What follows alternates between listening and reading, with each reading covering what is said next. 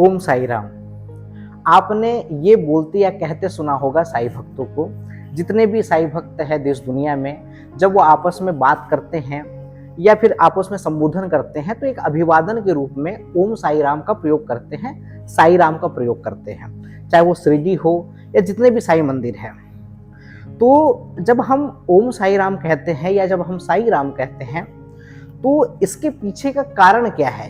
साई के आगे जो राम शब्द लगा हुआ है उसके पीछे का कारण क्या है? और कई सारे ऐसे लोग हैं जो साईं बाबा को नहीं मानते या फिर उस तरह से उनको स्वीकार नहीं करते। वो ये भी कहते हैं कि भाई आप साईं बाबा के नाम के आगे राम का नाम क्यों लगाते हैं?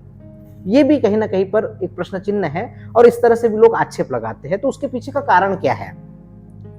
क्या उसके पीछे कोई कारण है या फिर ऐसे ही लगा दिया गया है? तो आज इस विषय को लेकर के बड़ी ही एक महत्वपूर्ण चर्चा करने हम जा रहे हैं, क्योंकि कल ही रामनवमी का त्यौहार हमने मनाया हुआ है। तो ये बड़ा ही समसामयिक है और बड़ा प्रासंगिक लगा ये सब्जेक्ट। तो इस कारण से इस विषय में हम थोड़ी सी बातचीत करेंगे, कुछ महत्वपूर्ण बातचीत है। तो अगर आप साईं बाबा के साई चरित्र को देखिए, उनकी जीवनी को पूरा देखिए, तो साई राम करके कोई शब्द नहीं है साथ में। कोई भी शब्द ओम साई राम या साई राम करके कोई शब्द है नहीं, अगर पूरी की पूरी आप उनकी जीवनी उठा करके देखेंगे तो फिर ये साई राम लगा क्यों?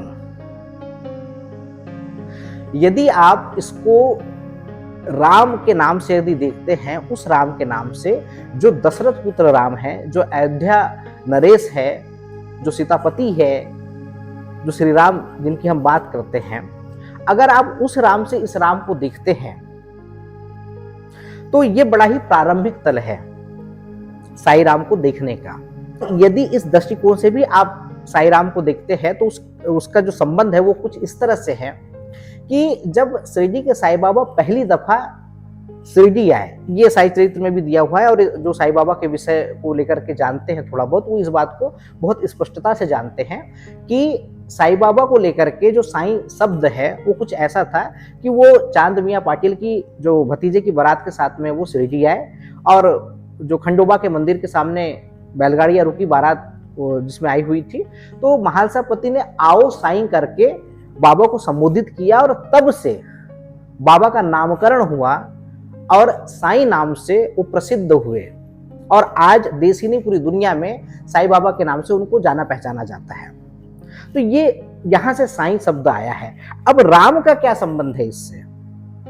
तो इस साईं से उस राम का क्या संबंध है, इसको जानने के लिए आपको रामचरितमानस में किष्किंधा कांड में जाना पड़ेगा। और किष्किंधा कांड में जो दोहा क्रमांक 2 की जो चौथी चौपाई है वो इस तरह से है। पुनि धीरजु धरि अस्तुति कीन्ही, पुनि धीरजु धरि अस्तुति कीन्ही, हर्ष हृदय निज नाथ ही चीन्ही, मोर नायु में पूछा साई, तुम पूछहु कस नर की नाई। ये जो है, जो हनुमान जी और रामचंद्र जी की जो मुलाकात होती है, ये उसका संदर्भ है। तो यहां पर साईं शब्द का प्रयोग हुआ है भगवान राम के लिए, जो हनुमान जी ने कहा है।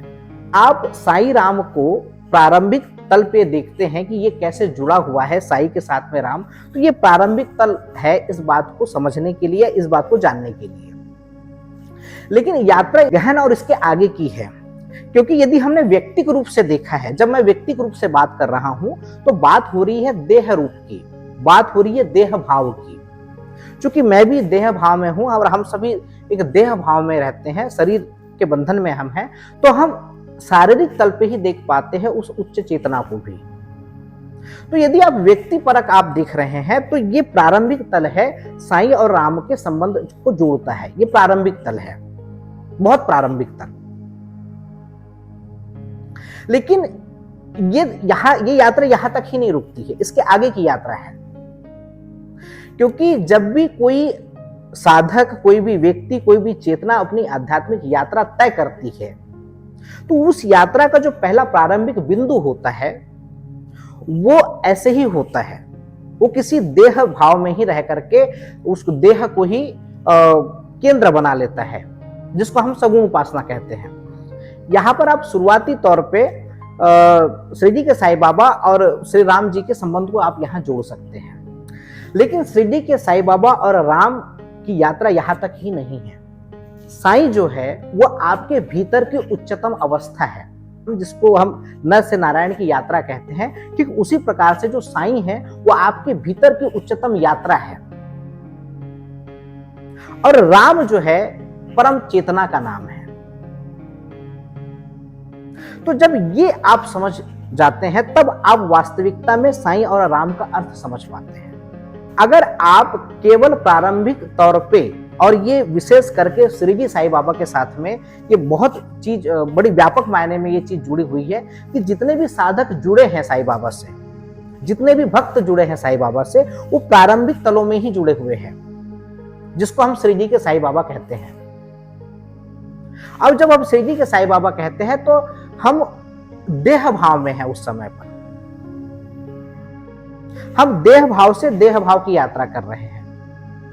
तब हम ये करते हैं कि हम श्री जी जाते हैं, समाधि मंदिर का दर्शन करते हैं, उस जीवंत मूर्ति का दर्शन करते हैं, हम तस्वीर ला लेते हैं, हम साईं बाबा की मंदिरों का निर्माण हमने कर लिया है, हम मूर्ति ले आते हैं बाबा की, उनकी पूजा आराधना करते हैं, हम आरती करते हैं, हम स्तवन मंजरी का पाठ करते हैं, हम साई चरित्र का पाठ करते हैं। तो ये सब सारी चीजें एक सीढ़ी हो सकती है। पहली तो ये प्रारंभिक दौर के लिए, शुरुआत के लिए बिल्कुल सही है, क्योंकि हम भी देह भाव में हैं। तो हम ये चाहते हैं कि हम जिसकी उपासना करें, आराधना करें, जो एक केंद्र रहे वो भी देह भाव में ही रहे। तो ये शुरुआत के लिए ठीक है। लेकिन क्या ये शुरुआत सीढ़ी बन पाई है, या हम उसी देह भाव में ही अभी फंसे हुए हैं, या हम उसी देह भाव में अभी उपस्थित हैं? यदि हम उसी देह भाव में उपस्थित हैं तो फिर आपको श्री जी साईं बाबा के पास में जुड़ने या उनके पास में जाने से जो लाभ होगा वो देह भाव का ही लाभ होगा, क्योंकि आपका अभी जो जुड़ाव है वो देह भाव का है। अधिक से अधिक मन के तल पे, जब हम मन की तल की बात करते हैं तो हम सिद्धांतों की बात करने लगते हैं। सिद्धांत की ऐसे, जैसे राम की अगर हम बात करें तो हम श्री राम जी को मर्यादा पुरुषोत्तम कहते हैं, कर्तव्यनिष्ठ कहते हैं। तो ये हो गया एक वैचारिक तल, एक सैद्धांतिक तल। श्री जी के साईं बाबा की यदि हम बात करेंगे तो श्रद्धा सबूरी की बात करते हैं, उनके चरित्र की हम बात करते हैं। लेकिन ये एक सीढ़ी है ताकि उस साईं तत्व तक आप पहुंच सके जो आपके भीतर है। और साईं बाबा इस बात को कई दफा, साईं चरित्र में भी इसका जिक्र है, वो इशारा करते हैं इस बात की ओर। वो कहते हैं कि मैं 3.5 हाथ शरीर में नहीं हूं। वो कहते हैं कि मैं केवल श्री जी में नहीं हूं। और एक जगह वो ये भी कहते हैं कि मैं कौन हूं, अगर इसको जानना चाहते हो तो इस मैं को जानने के लिए कहीं बाहर जाने की आवश्यकता नहीं है, कि तुम्हारे मन और रूप जो तुमने बांध रखा है इंद्रियों के वशीभूत होकर के, मैं उससे परे हूं। तो आप देखिए कि आप साईं बाबा से देह के तल पे जुड़े हैं। और एक महत्वपूर्ण बात, जब तक ये देह होगी तब तक अहंकार भी होगा, क्योंकि देह भाव का होना ही अहंकार का होना है। और जब आप कहते हैं कि हम साईं भक्ति करते हैं, या साईं बाबा से जुड़े हुए हैं, या हम साईं भक्ति करते हैं, तो भक्ति का अर्थ यह होता है कि मैं को मिटाना, मैं से तू की यात्रा है भक्ति, जहां पर आप स्वयं को मिटा देते हैं पूर्ण रूप से। लेकिन जब आप देह के तल पे ही जुड़े हुए हैं साईं बाबा से, और जब देह के तल पे जुड़े हैं, इसका मतलब यह है कि आप अहंकार के तल पे ही साईं बाबा से जुड़े हुए हैं। तो जब अहंकार के तल से ही आप साईं बाबा के साथ जुड़े हुए हैं, तो आप कैसे आप भक्ति कर पा रहे हैं? जबकि भक्ति का मूल सिद्धांत यही है कि आपका मैं समाप्त होना चाहिए, आपका देह भाव खत्म होना चाहिए, आपका देह खत्म होना चाहिए। इसका अर्थ ये नहीं है कि शरीर खत्म हो जाएगा, शरीर तो किसी न किसी समय पे खत्म होगा, लेकिन चेतना के स्तर पे जो देह भाव है वो खत्म हो जाएगा आपका। तो जब आप भक्ति की बात करते हैं तो भक्ति का मतलब ये होता है कि आपका अहंकार खत्म हो जाता है। अहंकार खत्म हो जाता है का अर्थ यह है कि आपका देह भाव खत्म हो जाता है, आपका कर्ता भाव खत्म हो जाता है। तो आप अपने को जांचिए, जो आप भक्ति मार्ग पे है, तो आप देखिए कि जो जिस यात्रा में आप है अभी वर्तमान में, तो उसमें क्या देह भाव मौजूद है अभी? और देह भाव यदि मौजूद है, इसका मतलब यह है कि अहंकार मौजूद है। तो आप जो पूजा भी कर रहे हो, जो आप भक्ति भी कर रहे हो, तो वो अहंकार का ही एक रूप है। क्योंकि यदि भक्ति की यात्रा आपकी होती है या भक्ति मार्ग पे आप होते हैं, तो आपका देह भाव और आपका अहंकार ये दोनों गिर जाता है। तो यदि आप इस बात को देख पाए बड़ी स्पष्ट और बड़ी ईमानदारी के साथ में कि क्या हमारा देह भाव और ऊंचा उठ रहा है कि हमारा देह भाव और कम हो रहा है। और एक महत्वपूर्ण बात कि जैसे ही आप देह भाव से पूजा आराधना करते हैं श्री जी साईं बाबा की, तो आपको जो लाभ भी प्राप्त होता है वो देह भाव का ही होता है। देह भाव का अर्थ होता है मान प्रतिष्ठा, किसी घटना का सही हो जाना, आपके अनुरूप हो जाना, यह होता है देह भाव का लाभ। चूंकि आप श्री जी साईं बाबा से अभी देह भाव में ही जुड़े हुए हैं, तो आपको जो लाभ प्राप्त भी होगा वो देह भाव का ही लाभ प्राप्त होगा। जो आपका मान सम्मान, आपकी धन संपदा और आपके जो सांसारिक कार्य है, चूंकि वो देह भाव को बरकरार रखते हैं और साथ ही साथ आपके अहंकार को भी पुष्ट करते हैं, तो आपको जो लाभ प्राप्त होगा वो देह भाव का ही होगा। इसलिए आप देखना कि जितने लोग श्री जी जाते हैं या श्री जी साईं बाबा से जुड़े हुए, तो उनके काम हो जाते हैं। जो काम नहीं बनते वो काम बन जाते हैं, मनोकामनाएं पूर्ण हो जाती है। लेकिन शाश्वत जो शांति है, जो आनंद है, वो उनको प्राप्त नहीं होता। वो सब कुछ काम बनने के बावजूद भी बेचैन बने रहते हैं। यदि आप बहुत ईमानदारी से इसका निरीक्षण करेंगे तो आप पाएंगे कि उनके काम भी बन गए हैं, उनकी मनोकामना भी पूर्ण हो गई है, लेकिन फिर भी अंदर में एक खालीपन है, फिर भी अंदर में एक सूनापन है। और इस बात को अगर आपको बहुत स्पष्ट तरीके से देखना है तो आप देखिए कि जब आप सुबह उठ रहे हैं और शाम को जब आप सोते हैं, इस बीच में जो भी आप कार्य कर रहे हैं, चाहे वो आप बाजार में हो, आप दुकान में हो, आप परिवार में हो, संबंधों में हो, कार्य क्षेत्र में हो, किसी भी क्षेत्र में हो, तो क्या आपकी मन स्थिति परिस्थिति के द्वारा बदलती है? अगर वो परिस्थिति के द्वारा मन स्थिति बदल जाती है, इसका मतलब यह है कि आप जब अभी जुड़े हुए हैं साईं बाबा से, वो सिर्फ शरीर का, देह का संबंध था, देह भाव का। अभी वो संबंध आत्मा के तल पे नहीं उतरा है, क्योंकि जो तुम्हारे आत्मा का स्वभाव है, जो साईं तत्व है, वो तो आनंदमयी है, उसको कोई प्रभाव नहीं पड़ता है परिस्थितियों से। जो साईं तत्व तुम्हारे भीतर में विद्यमान है, जो आत्मा विद्यमान है, उसको बाहरी परिप्रेक्ष्य में उसको कोई प्रभाव पड़ता नहीं है, उसके बदलने से या ना बदलने से। उसका मूल स्वभाव ही आनंद है। तो फिर आप देखोगे कि ये घृणा किस लिए है, ये बेईमानी किस लिए है, ये चालाकी किस लिए है, ये जो डर है वो किस लिए है, ये जो बेचैनी बनी है वो किस लिए है, ये जो गुलामी कर रहे हैं वो किस लिए कर रहे हैं, किसी के खो जाने का डर क्यों है हमें, किसी को पा लेने की इतनी आतुरता क्यों है हमें। तो ये तब समझ में आएगा जब आप साईं बाबा के मूल स्वरूप को समझ पाएंगे, जो आपके भीतर है, जो आपके नाम और आपके रूप के भीतर समाया हुआ है, जिसके माध्यम से ये संचालित होता है सब कुछ। जो आपका देह भाव है, जो मन का भाव है, उसके भीतर बैठा हुआ है जो मूल तत्व है, जो साईं तत्व है, जो आपकी आत्मा है। यदि उस तल तक आप पहुंच पाए, तब कोई बात बनती है, तब आप समझ पाते हैं। और तब जब आप अपने जीवन को जिएंगे, तब आप पाएंगे कि जीवन में पूरी तरह से स्पष्टता है, फिर कोई द्वंद्व नहीं है। तो हम जो साईं राम कह रहे हैं वो बड़े ही प्रारंभिक तौर पे कह रहे हैं। वो प्रारंभिक तल ये है कि वो श्री जी के साईं बाबा है और अयोध्या के जो दशरथ पुत्र श्री राम जी है, ये इनकी बात हम कर रहे हैं। तो ये बहुत प्रारंभिक तल हो जाएगा। इसको व्यापकता में यदि आपको जानना है, तब आपको बात समझ में आएगी कि हम साईं राम क्यों कहते हैं। तब आपको साईं राम कहने का वास्तविक अर्थ पता होगा और आपको पता चलेगा कि हमें साईं राम कह क्यों रहे हैं। क्योंकि साईं तुम्हारी परम अवस्था है, साईं तुम्हारी यात्रा है नर से नारायण की। और राम तुम्हारी परम चेतना है।